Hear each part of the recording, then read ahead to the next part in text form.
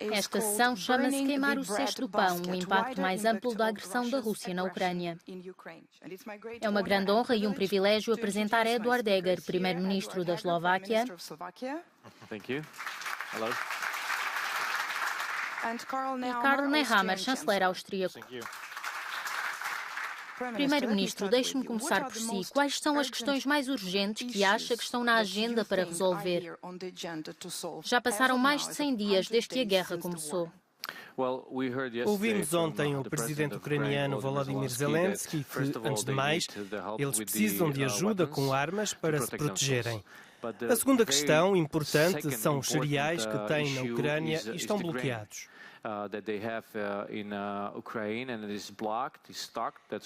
É também sobre isso que Ursula von der Leyen estava a falar.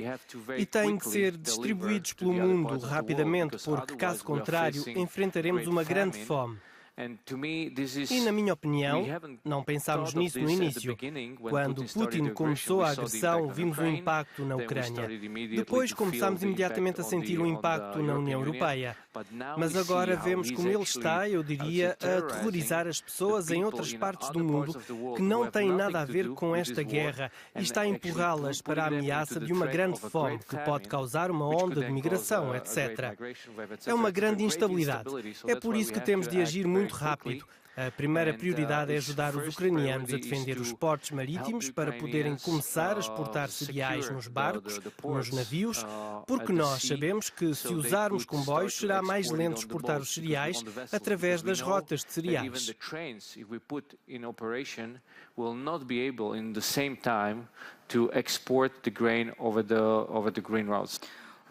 Qual é a sua opinião sobre isso?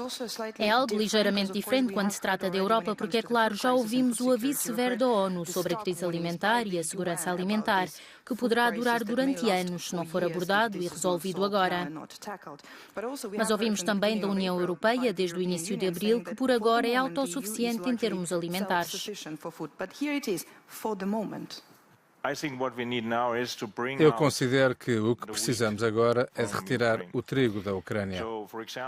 Por exemplo, o secretário-geral da ONU começou 2 missões para ajudar a criar corredores seguros para retirar o milho.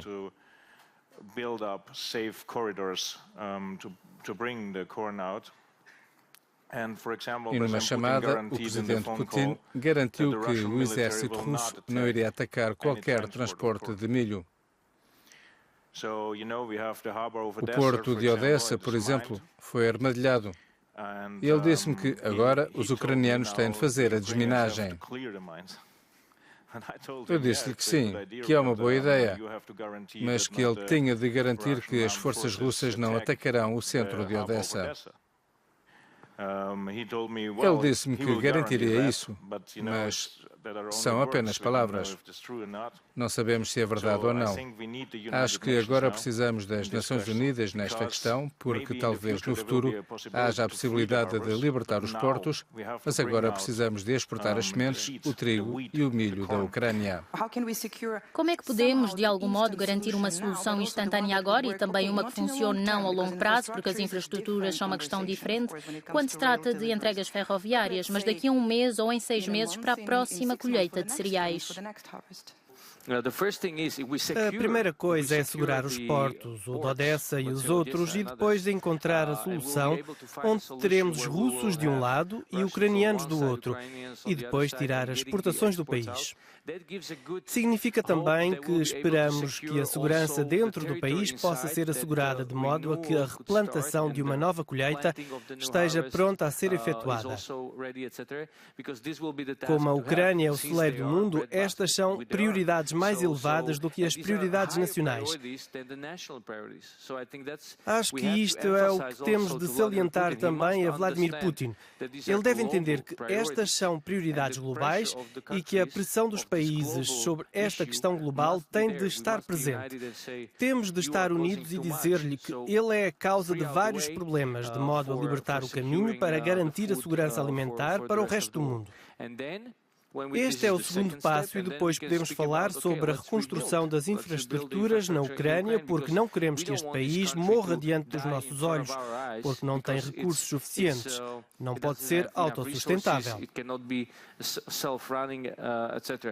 Por que é que os governos africanos permanecem neutros na agressão contra a Ucrânia quando são os que mais sofrem com o bloqueio alimentar? Como é que ajudaria se os países africanos estivessem envolvidos em soluções mais amplas? Quando se trata de sanções, chanceler? É uma boa questão, porque temos de aceitar que temos opiniões fortes no chamado mundo ocidental, mas não no resto do mundo. E este resto do mundo é enorme. Falamos da China, Índia ou África. O que temos de fazer agora é encontrar aliados. Temos de os convencer e também proteger. Falámos sobre o milho, a exportação de milho e de trigo da Ucrânia. Não falámos sobre fertilizantes. Foi uma questão muito importante quando estivemos no Conselho em Bruxelas. Também falámos com o Presidente da União Africana em videoconferência e ele disse-nos que precisam de fertilizantes. Temos também de atrair os outros parceiros globais e dizer que eles têm de se juntar a nós, porque se a Índia não for parte da solução, se os Estados Unidos não forem parte da solução, se os países africanos não forem parte das soluções, então não teremos a solução. Especialmente porque a crise alimentar é a primeira etapa de uma crise de segurança e nós não queremos isso. E é por isso que os temos de incluir e acho que isso poderá ajudar.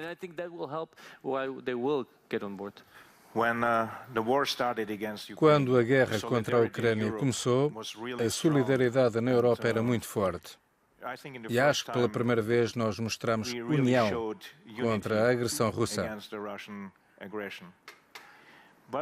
Mas o mundo olha para nós neste momento e os Estados africanos dizem: "Oh, isso é interessante.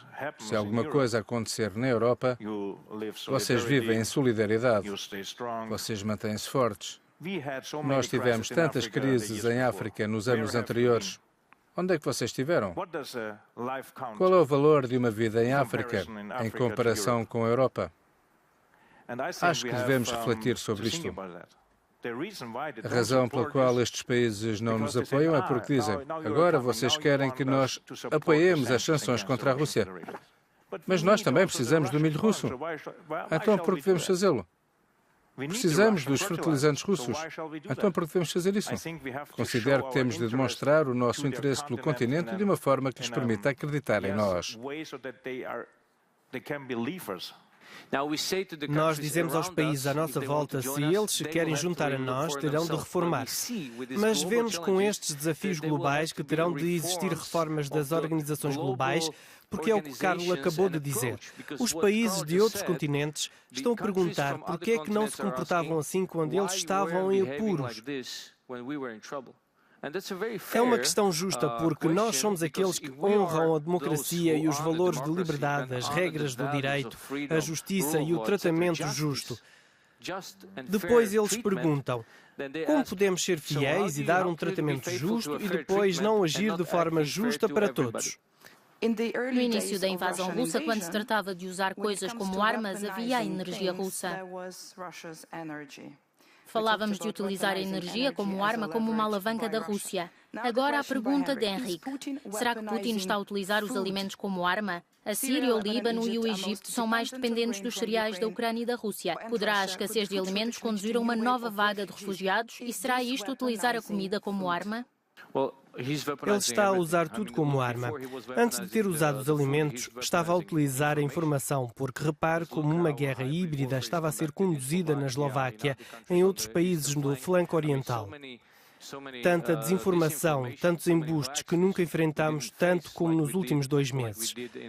Portanto, sim, ele está a usar as armas. Ele vai usar qualquer coisa que seja uma arma para nos perturbar, para nos desunir, porque esta é a única ferramenta que ele tem neste momento. Ele não tem um exército tão forte como se pensava e como ele próprio pensava. Portanto, ele não pode derrotar a Ucrânia tão rapidamente como pensava. Por isso, ele vai acrescentar todos os meios possíveis para obter progressos. Mas não devemos ter medo disso porque penso que somos tão fortes. Só temos de compreender os princípios para os quais temos de trabalhar e procurar soluções. Basta olhar para a Finlândia, Suécia e Dinamarca, o que lhes aconteceu durante as últimas semanas. Não seríamos capazes de tomar estas decisões sobre segurança se não fosse por isto. Portanto, vemos que, mesmo não gostando e achando que não está certo, esta agressão está, na verdade, a ativar um pós-processo que não estávamos dispostos a fazer ou não tínhamos coragem de fazer. E isto dá-nos uma grande esperança. Se seguirmos os mesmos princípios, eles serão capazes de o conseguir. E a comida, como estávamos a discutir, há soluções, mas precisamos de mais parceiros porque o porto de Odessa será um bom treino para nós, para que sejamos capazes de garantir a segurança da Ucrânia e, ao mesmo tempo, permitir que os ucranianos exportem. Se o conseguirmos, será um grande passo em frente. Mas precisaremos de outros parceiros que assegurem a segurança do mar.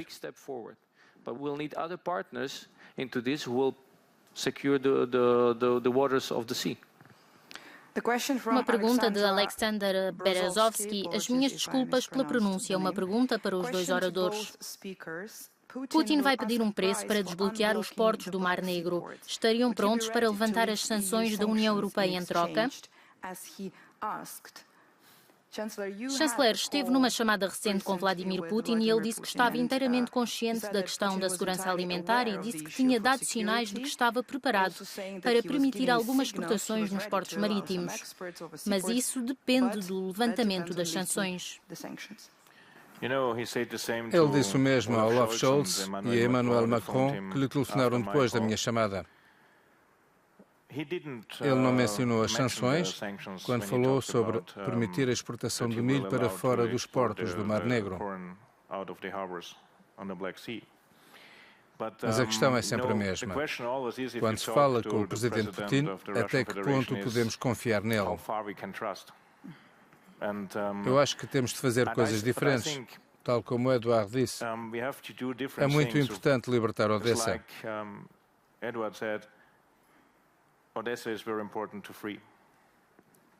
Por outro lado, nenhum de nós sabe quanto tempo a guerra vai durar. O mundo precisa de milho agora. Temos duas coisas paralelas. Nós temos de perceber se ele é realmente um parceiro nesta questão da exportação do milho.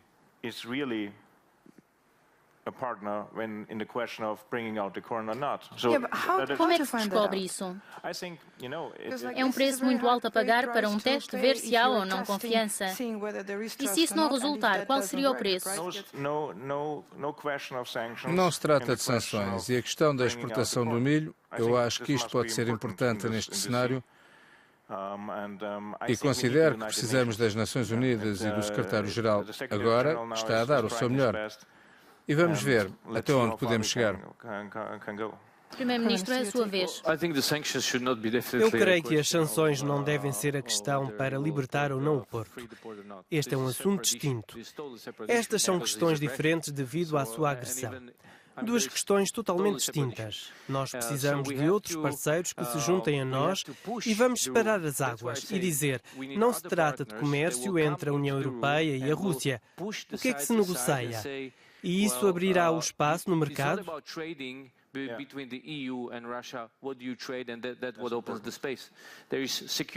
Há a segurança de outros parceiros que entram e dizem, está bem, porque neste momento não estamos a negociar.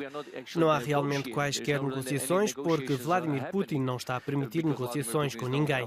Ele não está a negociar. Ele está a cumprir o seu plano. Não vi qualquer sinal de esperança de que poderia negociar. Portanto, precisamos de libertar o porto por uma terceira força que permita a segurança como árbitro. E é assim que podemos obter os cereais e temos de o fazer ao mesmo tempo que o obtemos através dos corredores seguros, porque temos de contemplar todos os cenários.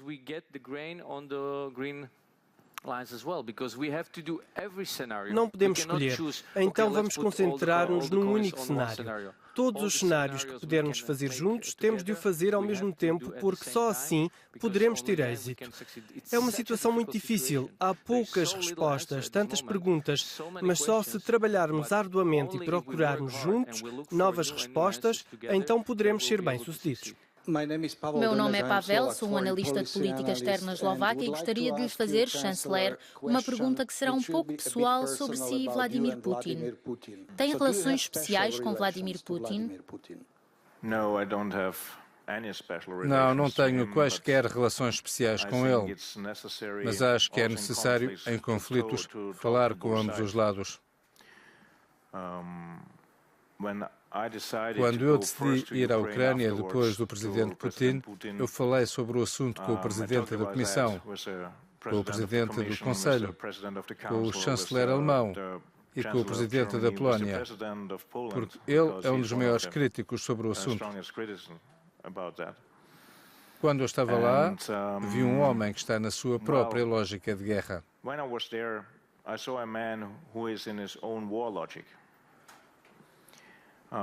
Antes de ir para Moscou, estive em Bucha, e esta foi a primeira vez na minha vida que eu vi uma vala comum.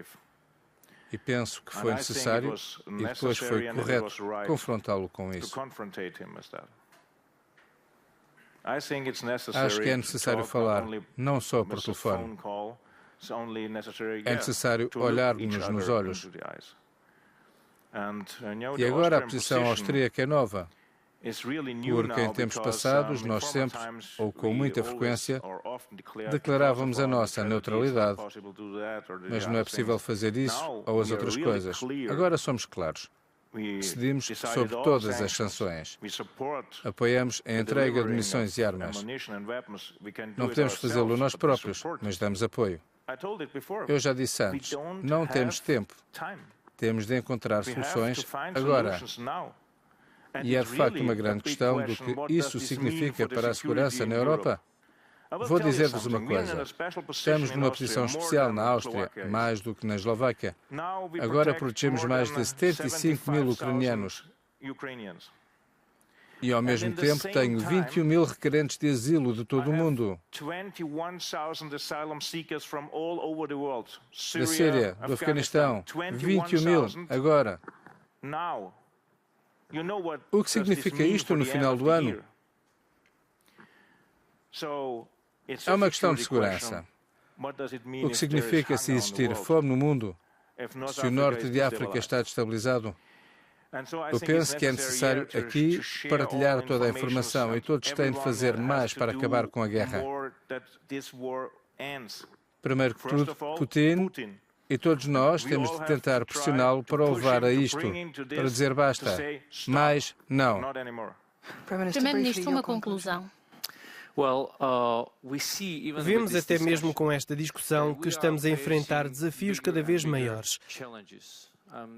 Não estou a dizer problemas, porque temos de encará-los como desafios. Mas o que vemos é também a importância de fóruns como este, porque este fórum abriu dois grandes tópicos. Abriu o tópico da reconstrução da Ucrânia, que pensámos que seria a discussão final, que teríamos guerra na Ucrânia e depois reconstrução. A questão está a ganhar amplitude e podemos não ver o que vai acontecer no futuro porque vimos a questão da energia. Agora vemos a guerra e estamos a começar a ver fome, que é um problema global. Portanto, é muito bom que tenhamos começado a falar sobre a reconstrução, pois é uma discussão muito necessária para a dimensão europeia. Mas a dimensão global, que foi aberta neste fórum, deve repercutir-se e precisamos de fóruns como este, onde pessoas de todo o mundo se reúnam, procurem soluções e tragam respostas aos desafios de forma rápida e abrangente. Essa é a nossa tarefa. Portanto, penso que no próximo ano vamos ver muitos fóruns como este, onde temos de ser muito sérios sobre o assunto, porque no passado os fóruns eram mais como uma discussão e estamos agora a pensar numa visão. Estamos a construir uma visão enquanto a vivemos. Essa é uma dimensão totalmente diferente. Obrigado também ao Fórum e obrigado a todos por nos terem aberto estas importantes questões.